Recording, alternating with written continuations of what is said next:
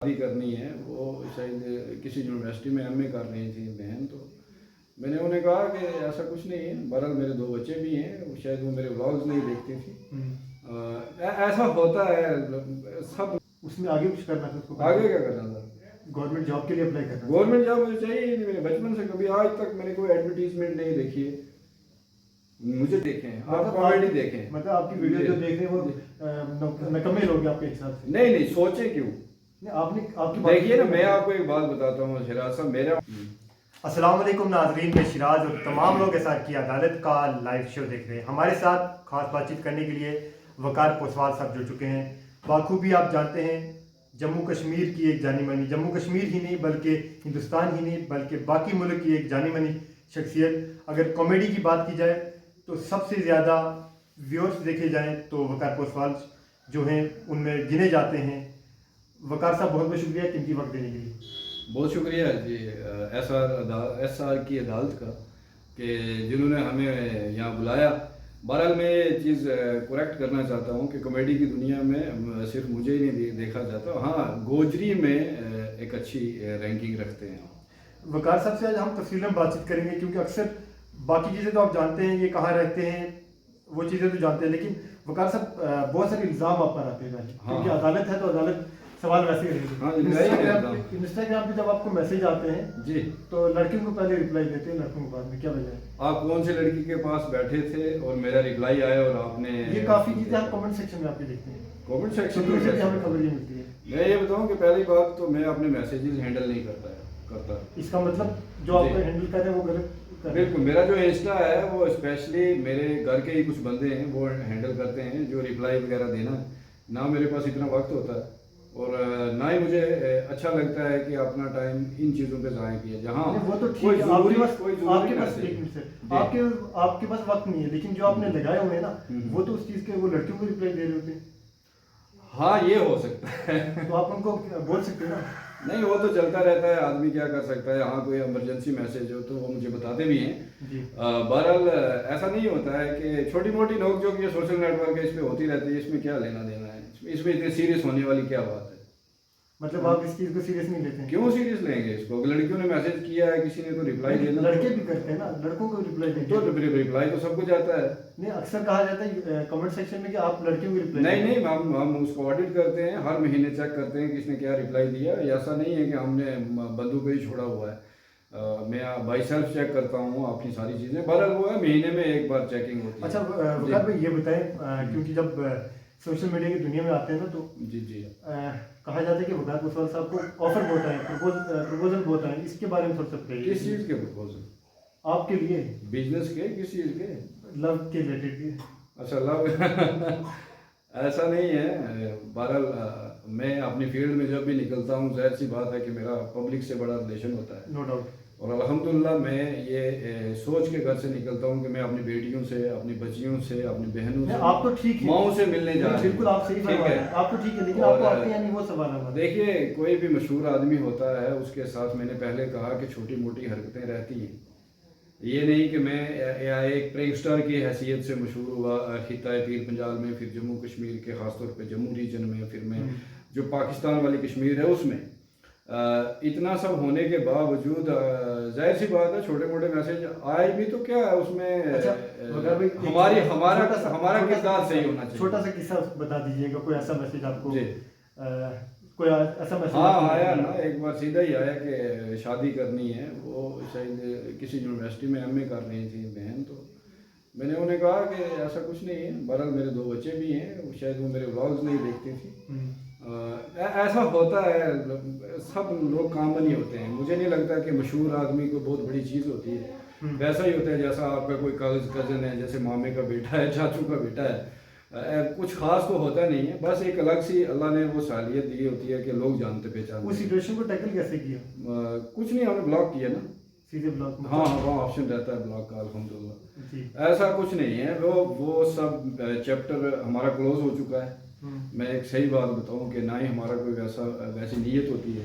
मैं social network पे इसलिए नहीं आया कि मैं अफेयर्स बनाऊं या कोई ऐसी कहानी गढ़ के जाऊं कि जो नाजेबा हो।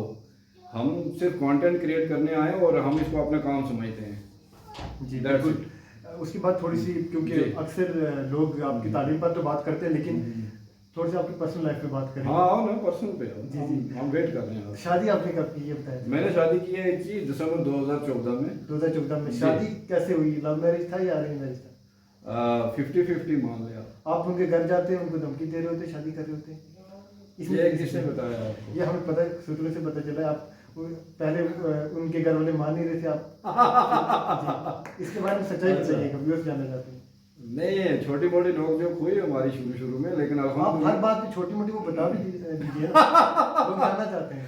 देखिए जी, तब था थोड़ा सा मसला था हमारे बीच, कन्फ्लिक्ट था मेरे वालिद साहब के बीच और मेरी वाइफ के जो वालिद साहब, तो वो सॉर्ट आउट होते थोड़ा 2-3 साल का टाइम लग गया। बहरहाल नोक झोंक हुई मेरी, इसमें मैं कभी नहीं कहता कि नहीं हुई। मैंने बाकायदा मैंने माफ़ी मांगी उसके लिए जब मेरा निकाह हुआ जिस दिन। तो आपकी गलती थी इसका मतलब? थी, मेरी भी थी उसमें गलती। तो जाहिर सी बात है जी, जब मैं ज़बरदस्ती कर रहा था या कुछ मैंने उन्हें तंग भी किया, तो मैंने माफ़ी मांगी उनसे निकाह के बाद। शायद उसके दूसरे दिन या उसी दिन मुझे लगता है जहाँ तक, तो अल्हम्दुलिल्लाह अपनी औलाद समझ के उन्होंने मुझे अपनाया है। तो मेरे माँ बाप वही हैं, क्योंकि मेरे गुजर चुके हैं, तो जाहिर सी बात है मेरी अहलिया के माँ बाप मेरे माँ बाप हैं, उसके भाई 2 भाई हैं और मुझे जान से प्यारे हैं। मेरी 4 साली हैं माशाल्लाह, और मेरी अपनी बहनों के बाद मेरी मैं कहता हूँ मेरी 8 बहनें हैं, 4 वो भी हैं। तो जाहिर सी बात है ऐसा कुछ नहीं है, बड़ा कोल्स रेज है मेरा जी। अच्छा वकार भाई, ये बताएं, क्योंकि कभी कभी ना आपका मन जो है वो सियासत की तरफ भी बदल जाता है, क्योंकि ये सुनने में आया कि आप अपनी पंचायत वाले लोगों को बोलते हैं मैं 5 लाख रुपए दूंगा या कुछ ऐसा करके आप मुझे सरपंच बना दीजिए। इसमें कितनी सच्चाई है?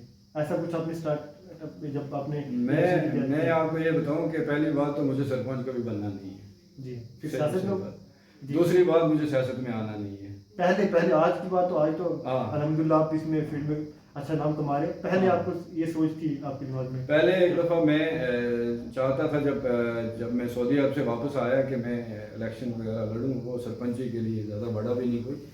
तो मेरे वाल साहब ने मना किया कि ये एक गंदा खेल है, इससे दूर ही रहें आप, तो अच्छा। गंदा खेल किस हिसाब से? इतने बड़े लीडर बन रहे आप गंदा खेल कह रहे हैं? नहीं, उनको लगा ना। अच्छा, आप वो वालिद साहब नहीं है, अगर वो जिंदा होते तो आपको रिप्लाई देते। उसमें उन्होंने इसको गंदा खेल क्यों कहा वो ही जानते थे। इसका मतलब आपके जो इलाके में पंचायत में कहीं ना कहीं उस तरह की चीजें हो रही उनके मुताबिक? नहीं, ऐसा कुछ नहीं है। मेरे वालिद साहब बड़े एक्सपीरियंस होल्डर थे और वो बड़े अल्हम्दुलिल्लाह अपनी पंचायत को भी जानते थे और सियासत से बड़े वाबस्ता रहे सारी ज़िंदगी। मेरे बाप दादा तो वो नहीं चाहते थे कि वकार इस चीज़ में अपना वक्त ज़ाया करे। जाहिर सी बात है, सियासत में झूठ तो है, ये आप भी मानते हैं। जो लीडर हैं, आप कह रहे हैं बड़े बड़े लीडर हैं, बड़े बड़े लीडर झूठ बोल रहे होते, फ्रॉड होता है सियासत में। तो हमें नहीं चाहिए ये सब। तो आपने हम बाकायदा बैठे हुए हैं, बहुत सारे अच्छे लीडर भी हैं, ख़ानदानी लीडर हैं, बहुत सारे अच्छे लीडर्स भी हैं जिनके हम भी घर में मिसालें देते हैं। इट डज़ नॉट मीन कि सारे ही ऐसे हैं। तो हमें लगा कि नहीं जाना चाहिए, तो मुझे क्यों जाना है फिर भी?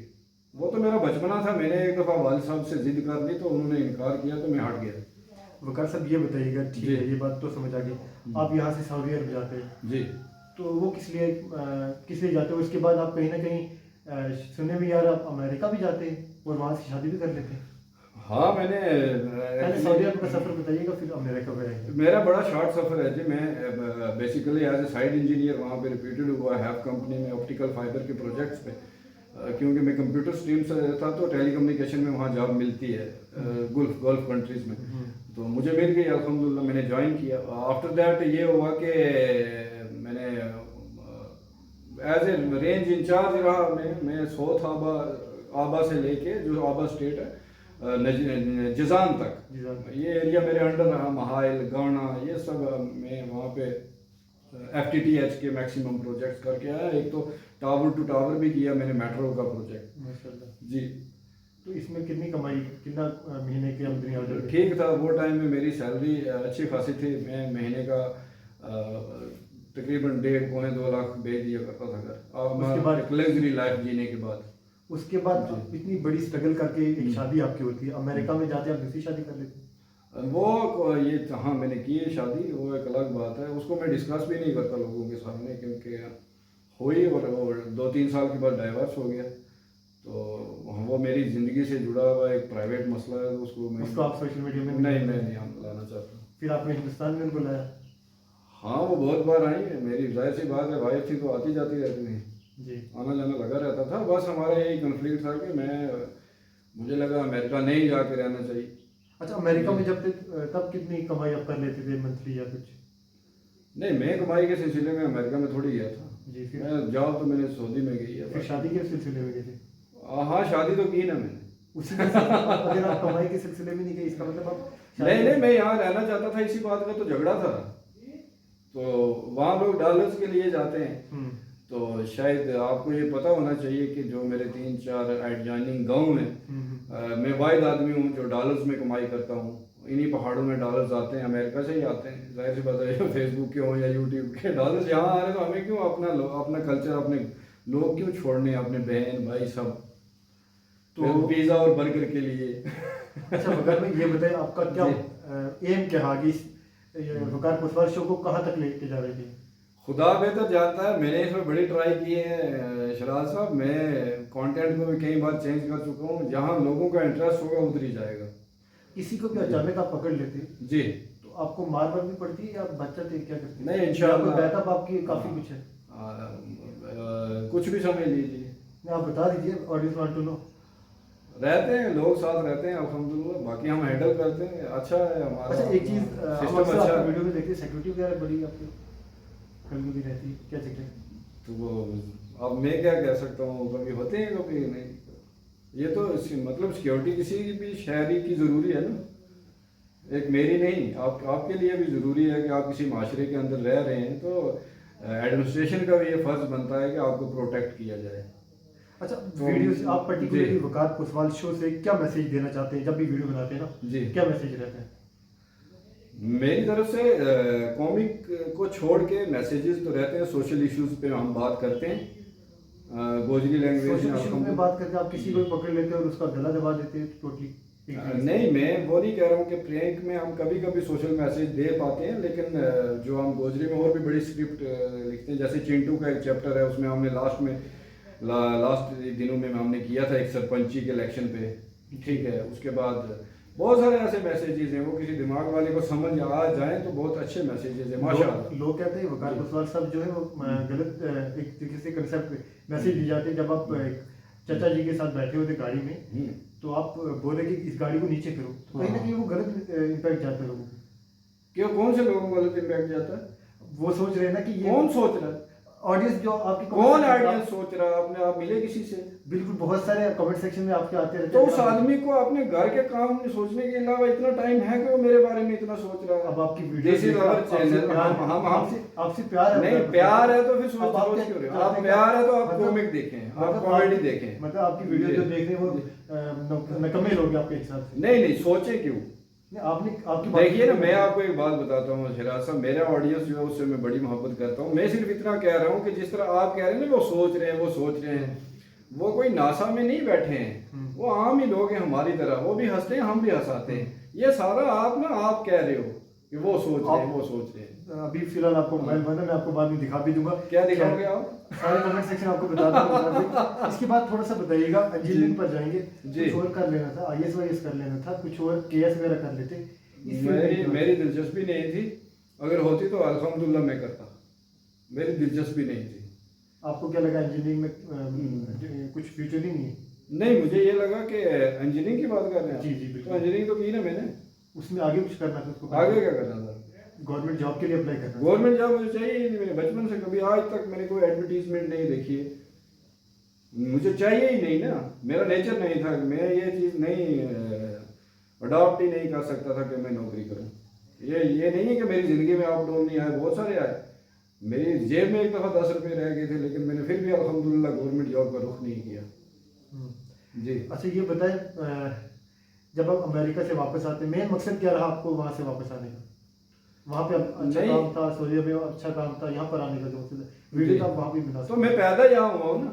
नहीं, आपको फिर हाँ। आप गए क्यों? फिर घूमने के लिए गए, पैसे कमाने के लिए गए, किस वजह से? पैसे की लालच में इंसान हर जगह जाता है ना। अब आपको लग रहा है कि मैं पैसे पीर पंजाल की वादी में रहकर कमा सकता हूँ? हाँ, तो अल्हम्दुलिल्लाह कमा रहे हैं, इधर भी हमारा बिजनेस भी है, ठेकेदारी करते हैं दोस्तों यारों के साथ।